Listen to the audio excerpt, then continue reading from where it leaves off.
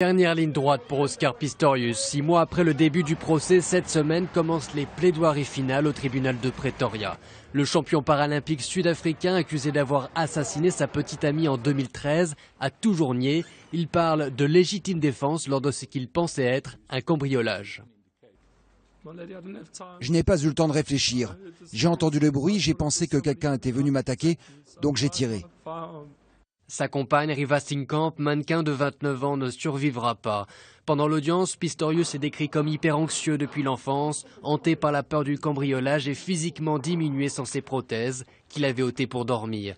Il dit avoir entendu des bruits s'élever et a tiré à travers la porte avant de la fracturer avec une batte de cricket. Une version souvent remise en question par le procureur Gary Nell, qui dresse le portrait d'un homme impulsif et instable, avec une dangereuse obsession pour les armes à feu. Elle s'est enfermée dans les toilettes, vous avez pris une arme et vous avez tiré dans le but de la tuer.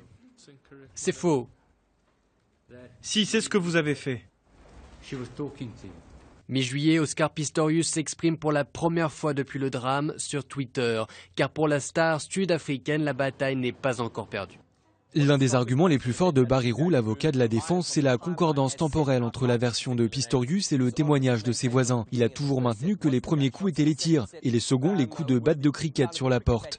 Il dit que cela concorde avec ce qu'ont entendu les voisins et prouve la version des faits de son client. Il va vraisemblablement utiliser cela à nouveau pour essayer de prouver l'innocence. Assassin manipulateur ou tragique accident, après les plaidoiries de l'accusation et de la défense, la juge Masipa devra répondre à cette question. S'il est déclaré coupable, Oscar Pistorius risque une peine incompressible de 25 ans de prison.